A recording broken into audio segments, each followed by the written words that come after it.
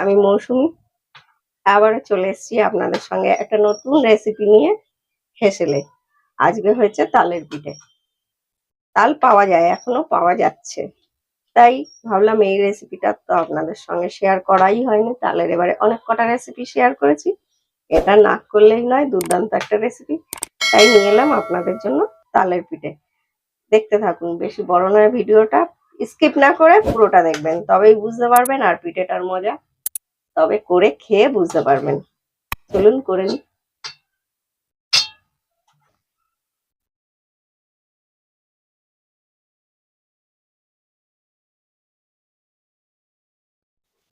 দিয়ে দেবো তালের স্বাদ, এক বাটি এলাম গরম করা, একটু গাঢ় করে নেবো, একটু জাল দিয়ে নেবো।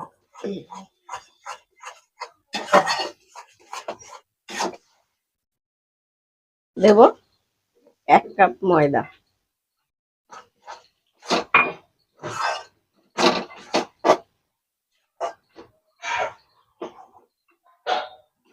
আর দেবো 1 কাপ দুধ,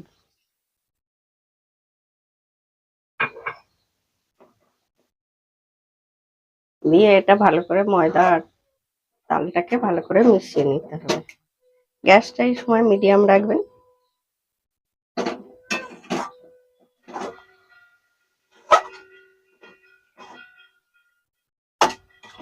যখন ভালো করে সব মিশে যাবে তখন দিয়ে দেবো ওই কাপেরই 1/2 কাপ সুজি আর 100 গ্রাম চিনি।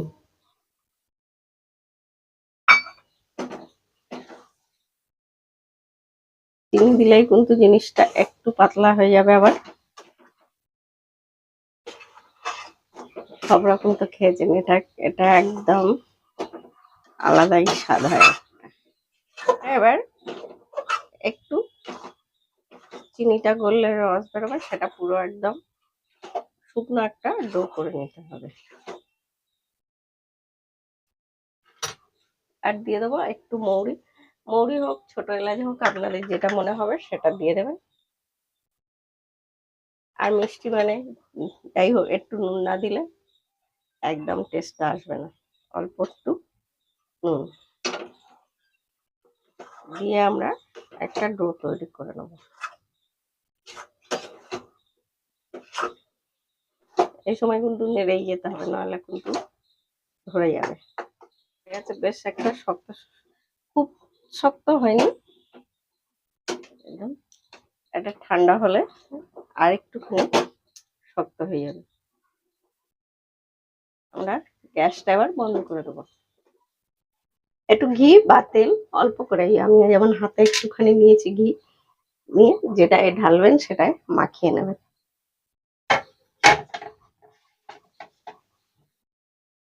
আমাদের এখনো হালকা গরম আছে, কিন্তু একদম ঠান্ডা হয়ে যায়নি। বেশ একটু গরম গরম অবস্থায় করতে হবে।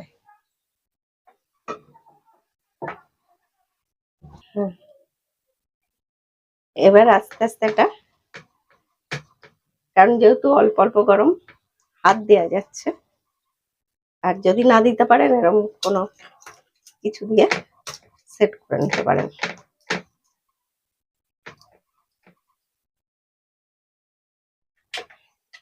এরকম করে পুরোটা সেট করে নেবেন, একটা চৌকো দিয়ে দেবেন।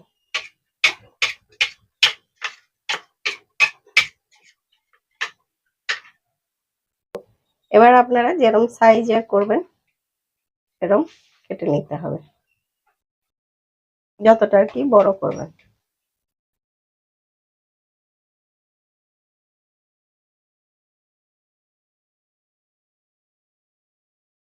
এটা ঠান্ডা হয়নি, ঠান্ডা হলে আর একটু হয়ে যাবে, টাইট হয়ে যাবে এখনো। এবার খুব টাইট করে ডোটা করতে হবে না, তাতে তালের কোনো অস্তিত্ব থাকবে না।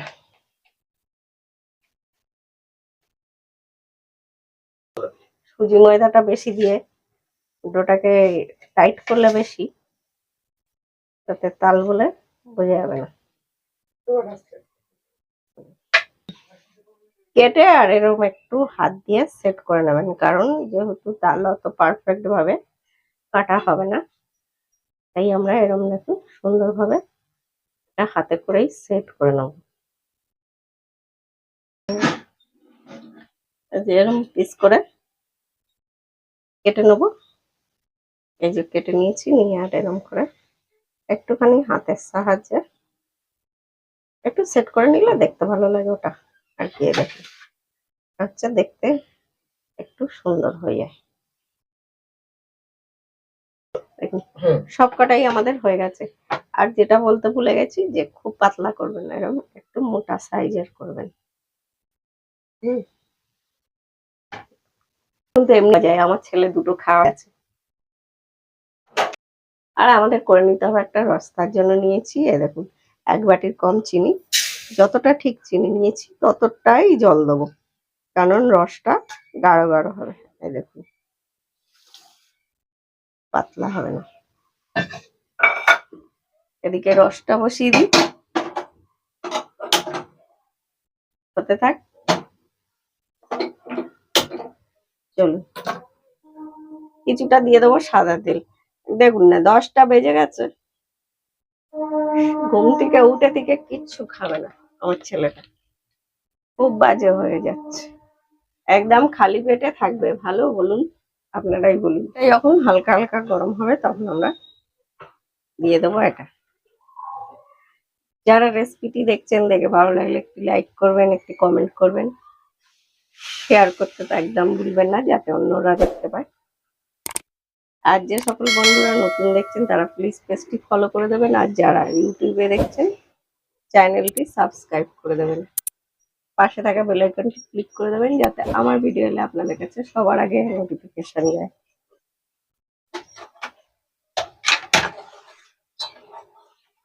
অনেকেই হয়তো তালের খেয়েছেন, এইরকম ধরনের রেসিপি খুব কম লোকেই খেয়েছেন, খেতে তো ভীষণই ভালো লাগছে।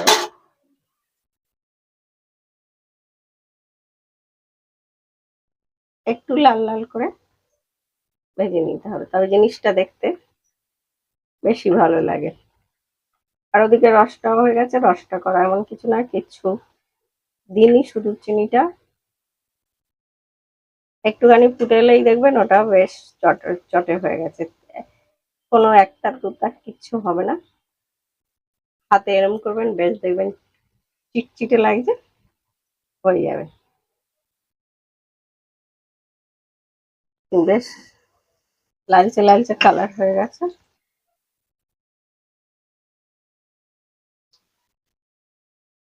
এখন আমরা তুলে নেব।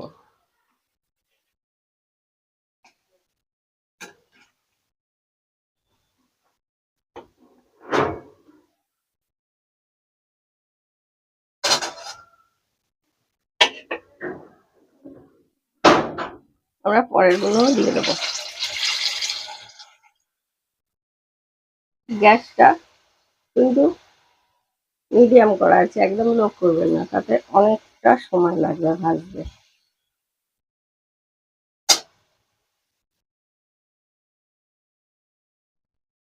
উল্টে দেবো।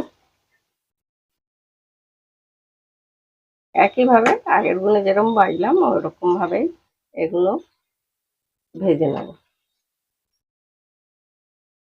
বাড়িতে একবার হলেও করে দেখবেন। এখনো পাওয়া যাচ্ছে তাল, আমার বাড়ি থেকে নিয়ে এসছে দেখলাম আমার হাজবেন্ড, তাই বলে এটা এবারে করা হয়নি।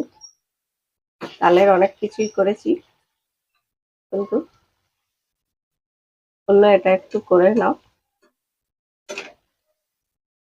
খেতে ভালোবাসে যারা তারা কি করবে, ঠিক জিনিসটাকে খুঁজে এনে যোগান দেয়, তাই না?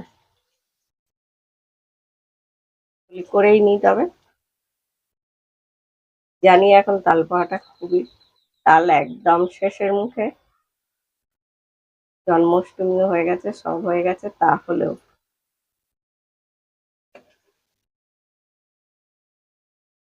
আমার মা আর একটা করতো কলা পাতায় করে, ওই পিঠেটাও আমার ভীষণ ভালো লাগে। কিছু কিছু বলে না, মা ঠাকুমা কাকিমার হাতের জিনিস বলা যায় না, এতটাই ভালো হয়। এবার গ্যাসটা কমে দিয়ে তুলে নেবো।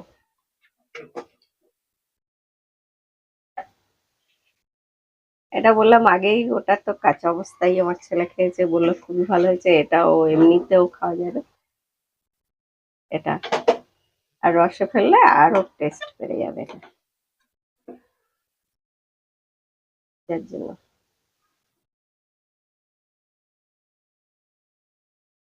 হয়ে গেছে আমাদের সবকটি ভাজা।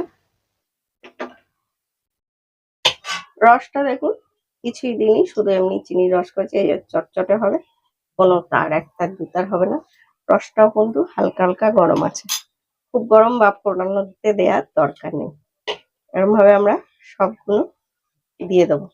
এগুলো গরম আর রসটাও হালকা গরম আছে, কারণ দিয়ে ফোটাবার দরকার নেই। সবগুলো ভালো করে রসের সঙ্গে আমরা ডুবিয়ে নেব। আজকের মতো মৌসুমী হেসেলের রেসিপি এখানেই শেষ। আবার ফিরে আসবো কালকে আপনাদের সঙ্গে অন্য কোনো রেসিপি নিয়ে। আবার দেখতে থাকুন মৌসুমী হেসেল। এরকম যদি সহজ সহজ ভালো ভালো নিত্য নতুন রেসিপি দেখতে হয় তবে দেখতেই হবে মৌসুমীর হেসেল। নিশ্চয়ই চ্যানেলটা যারা পেজে দেখছেন তারা ফলো দিয়ে রাখবেন, আর যারা ইউটিউবে দেখছেন চ্যানেলটি সাবস্ক্রাইব করে রাখবেন। তবে আজকের মতো সবাইকার কাছ দিয়ে বিদায়, টাটা।